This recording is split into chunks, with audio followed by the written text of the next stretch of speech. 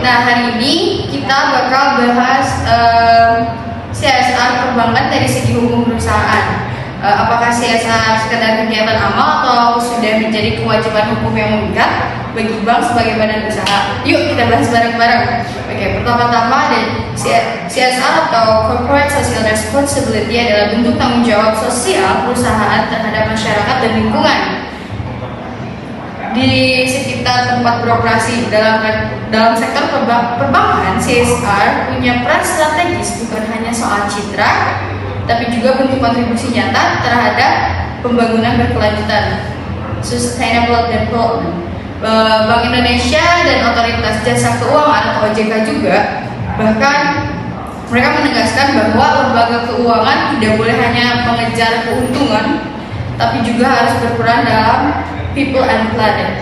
Nah, menurut David, landasan hukum CSR dalam hukum perusahaan itu apa sih? Jadi dari segi hukum perusahaan, dasar hukum CSR di Indonesia ini diatur dalam beberapa peraturan penting. Yang pertama ada Pasal 74 Undang-Undang Nomor 40 Tahun 2007 tentang perseroan terbatas, menyatakan bahwa perseroan yang menjalankan kegiatan usahanya di bidang dan atau berkaitan dengan sumber daya alam wajib melaksanakan tanggung jawab sosial dan lingkungan. Meski bank bukan pengelola SDA, banyak bank dikategorikan sebagai perusahaan jasa keuangan yang memiliki dampak sosial tidak langsung, sehingga tetap didorong untuk melaksanakan CSR sebagai bagian dari Good Corporate Governance atau GCG. Yang kedua ada peraturan OJK nomor 51 dari POJK 73 dari 2017 tentang penerapan keuangan berkelanjutan bagi lembaga jasa keuangan, emiten dan perusahaan publik.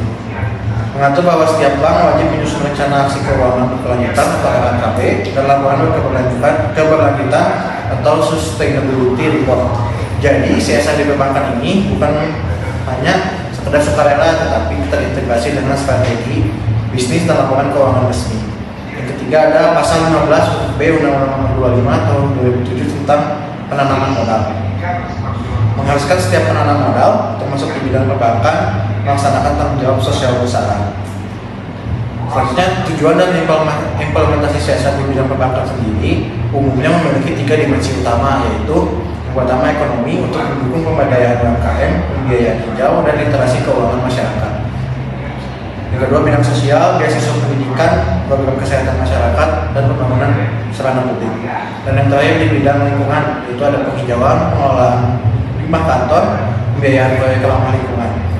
Contohnya, Bank BRI memiliki program BRI Peduli untuk pemberdayaan ekonomi masyarakat desa. Bank Mandiri menjalankan program Mandiri Sahabatku bagi pekerja migran dan Mandiri Bersama Mandiri untuk UMKM. Terakhir ada Bank Syariah Indonesia memiliki BSI Care dengan fokus pada pendidikan dan kemanusiaan. Nah, landasan hukum sama tujuan dari implementasi CSR. Kan kalian udah tahu nih.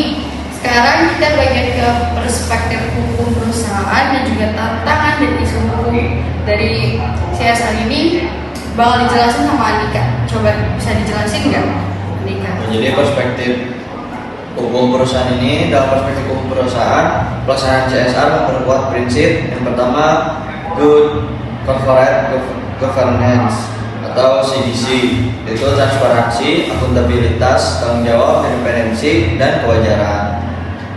CSR juga menjadi instrumen hukum preventif, yang dapat mengurangi resiko tuntutan hukum dari masyarakat akibat dampak sosial atau lingkungan kegiatan perbankan. Selain itu, dalam konteks fiduciary duty, direksi bank wajib memastikan kebijakan CSR sejalan dengan kepentingan jangka panjang perusahaan dan pemegang saham. Selanjutnya, tantangan dan isu hukum.